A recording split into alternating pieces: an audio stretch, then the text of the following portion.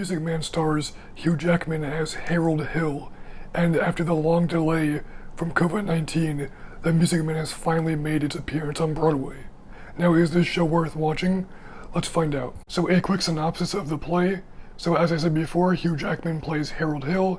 He is a traveling con artist who basically jumps from location to location, scamming anyone out of their money. He enters the fictional town of River City with the intentions of scamming the townspeople out of their money by claiming he is a director of musicals or bands. So he plans on taking the funds and quote-unquote buying uniforms and instruments for the townspeople, but with the intention to leave as soon as he gets the money and start a new life for himself. So one of the things you always hear about this show with Hugh Jackman as the lead is the pricing of this show. Now, the pricing of this show I've seen has gone anywhere from $200 from an OK seat all the way up to $700 to thousands of dollars for premium seats. I've also heard that New Yorkers from going in and out of theaters have been waiting 2.5 hours for the chance to win a ticket for the Music Man.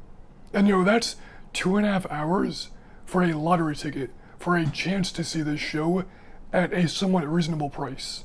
Now, does this show hold up to that insane price, or do you think that this show is somewhat missable? I think it depends who you talk to.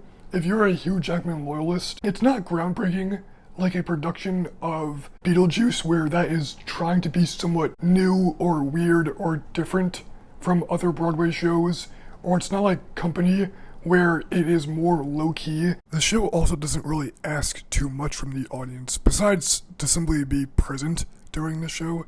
And what I mean is kind of quite simple. Most people watch Marvel movies for the simple task of being entertained, to turn their brains off for a couple of hours and simply consume what is in front of them, kind of very mainstream-like. Sure, there are some issues with that medium, and I don't really want to discuss it here, but what I'm trying to say is, turning your brain off and consuming what is in front of you doesn't always need to inherently be looked down upon. Yeah, there are times when I watch or interact with live theater, play a video game, or see a new movie, and I want to feel something or be asked to ponder what I just watched, question the world around me. But I have to admit, there are times where I just want to watch Hugh Jackman smile and dance, and I don't really think there's anything wrong with that, to have a show to simply put a smile on your face. The Music Man to me is everything a foreigner thinks of New York. The flashy uniforms from in the song 76 Trombones, where the ensemble wears all the red, and yet the warm colors of the white and red clash. It's very appealing to look at.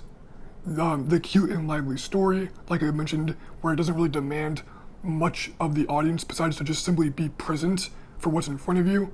But for the New York audience, I do struggle to see that people who are avid theater goers would maybe want to jump to this show. Don't get me wrong, I was one of the first people who wanted to go watch this show simply because I had never experienced the Music Man before, and I always wanted to see Hugh Jackman on stage. But after watching it and enjoying it, I do feel like it's just kind of a quote-unquote another show in New York to me. I don't really think, as a avid theater goer, I would express that people need to drop what they're doing to go watch this play.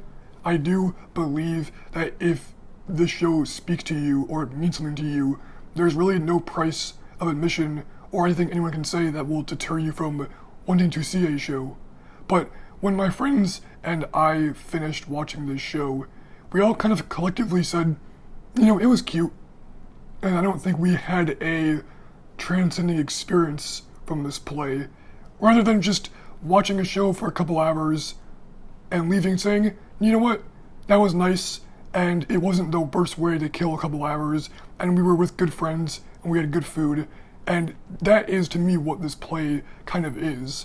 Can you just simply enjoy what's in front of you, enjoy the people you're around with, and say, you know what, it was a nice night. I absolutely adored seeing Hugh Jackman break out into song and seeing the ensemble twirl. There's a sense of wow and kind of awestruck that the Music Man brings. But it seems like in the Music Man, it prides itself on having the amount of actors doing all the choreography, and what this creates is a really interesting sense of direction in this play, because there's so many things to look at.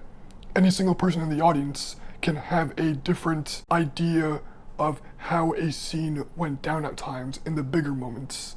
And what I mean is, when I watched this show, my brother and I had a completely different experience watching a bigger number. He trailed off from Hugh Jackman at one point and saw some actors go do one thing, and I trailed off at one point and saw actors do a different thing. And it was really cool trading those moments back and forth, where each and every night, if you would see the show, I guarantee that you would see something new.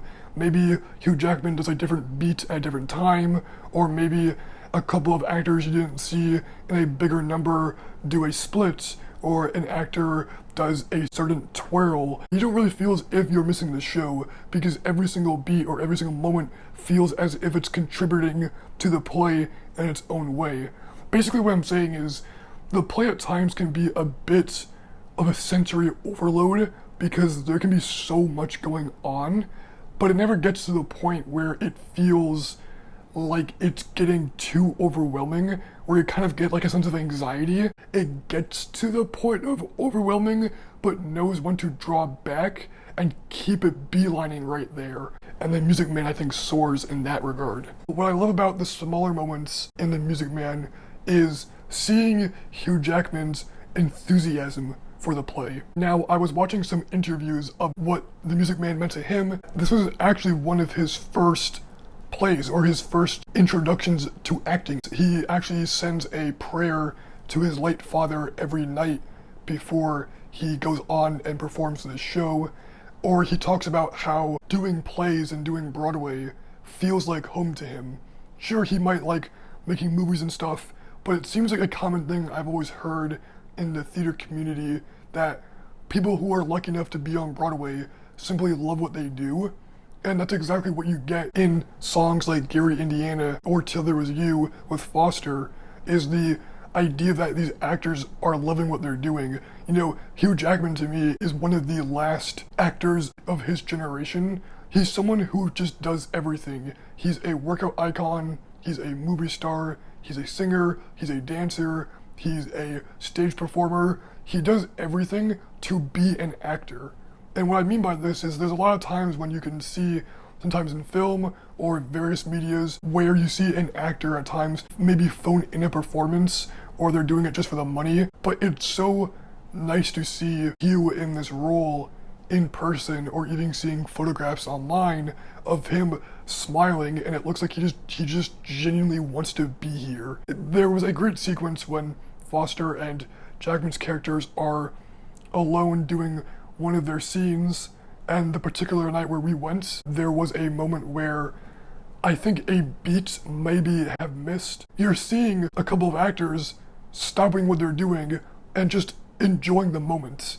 And that's so special, because there can be that sense of anxiety being on stage, that sense of, oh my goodness, you know, I need to perform like this, or I need to do this, or what is the audience thinking of me right now, kind of actors getting up all in their heads. You don't get that with Hugh. He's just enjoying the moment, and he's inviting the audience to enjoy it with him. That was one of the most special feelings I've seen in a theater in a long time. Actors clearly doing their job, but also just be in the moment with the audience and sharing that passion of theater with them. He's just so grateful that people came out to watch this show. I don't believe that any actor can perform this role like Hugh, where he's just so infectious with his smile, with his way he strides around stage. And what I love at times is that he's getting closer to his mid-50s, so he's not the oldest person on stage, nor the youngest, but his enthusiasm of the material given to him looks as if he is the youngest on stage, because being happy never goes out of style. Now let's talk about Hugh, Susan, and the ensemble come out in their band uniforms, and they have their big tap dancing sequence. It's so special to see Hugh and Susan dance with that fun choreography, have the music stop, have the music start, have the music stop, and they kind of interchange with the starting and stopping of the beats. Seeing them so in sync with each other, and having all of the cast on stage, stopping and starting with them, moving exactly when the beats tell them to move, but having Foster and Jackman steal the show. It's the complete perfect idea of a show-stopping moment. I adored the tap dancing. I adored the sense of fun that the last bit of this show wants to have. And for anyone who has longed to see this in The Music Man or to see the big moments, it completely pays off. And it's the best part of the show, and I think mission, because you can't really get that anywhere else. Seeing a movie star, seeing someone of the caliber of those two, that's the difference. They look as if they want to do this, and it's so much fun seeing this happen. Seeing a guy now well into his 50s stealing the show and dancing like he's 20. It's incredible. So with all this said, where do we stand with The Music Man? If you are a New Yorker or anyone in the Tri-State area who is big into this scene, is big into theater, I don't think The Music Man will blow your socks off, but I think that if you are a tourist who wants to experience New York theater for the first time, this is a great show to kind of sink your teeth into. If you're kind of like an amateur theater goer, or you might want to spend money on the show maybe once or twice a year, or a few times, nothing too crazy, I do think The Music Man, I think you are better off trying to get deals. You are better off trying to win a lottery ticket. Well, anyway, that is the review for The Music Man. I hope you enjoyed, and I'll see you next time.